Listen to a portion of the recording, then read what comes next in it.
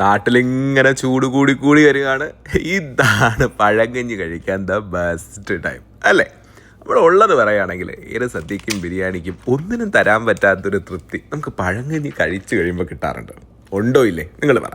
ഇന്ന് അമ്മാതിരി ഒരു അന്തസ് പഴങ്കഞ്ഞി. വാ നമുക്ക് സെറ്റ് ചെയ്യാം. തലേന്നേ നമ്മുടെ ചോറ് വെള്ളത്തിലൊക്കെ കഴിച്ച് ചട്ടിയിലെല്ലാം സെറ്റാക്കി വെച്ചിട്ടുണ്ട്.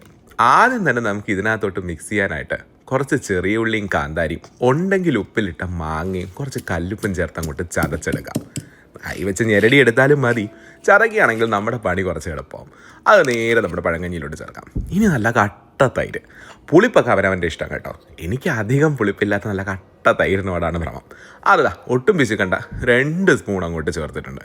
ഇനി ഇതാദ്യം തന്നെ ഒന്ന് നന്നായിട്ട് ഇളക്കി മറിക്കണം. തവി വെച്ച് ചെയ്യുമ്പോഴത്തേക്ക് എന്തോ പഴങ്കഞ്ഞിയോട്ടൊരു നീതി പുലർത്താത്ത ഫീല്. അതുകൊണ്ട് കൈ വെച്ച് തന്നെ അങ്ങോട്ട് കുഴച്ചിട്ടുണ്ട്. അച്ചാറായിട്ട് നല്ല മാങ്ങയുണ്ട്. ഇനി ഒരു ചമ്മന്തി സ്പെഷ്യലാണ് കേട്ടോ.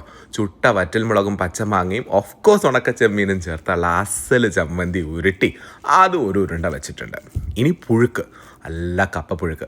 പഴങ്കഞ്ഞിക്ക് കൂട്ടാവാൻ വേണ്ടിയിട്ട് കുറച്ച് വെള്ളം ചേർത്ത് അല്ല അയച്ചെടുത്തിട്ടുണ്ട്. ഒട്ടും പിശുക്കട്ട ഒത്ത നടുക്കിങ്ങോട്ട് വിളമ്പി അതിൻ്റെ മേലിൽ ഒരു തൊപ്പി പോലെ നല്ല വറുത്തരച്ച അയലേൻ്റെ കറി. പൊരിച്ച മീനുണ്ട് കേട്ടോ, നല്ല നെത്തോലി കറുപുറാന്ന് പൊരിച്ചെടുത്തത്. പഴങ്കഞ്ഞിക്ക് ചുട്ട പപ്പടം ഇല്ലെങ്കിൽ പിന്നെ എങ്ങനെയാ? പിന്നെ ഇടയ്ക്കിടയ്ക്ക് കടിക്കാൻ നമ്മുടെ സ്വന്തം കാന്താരി.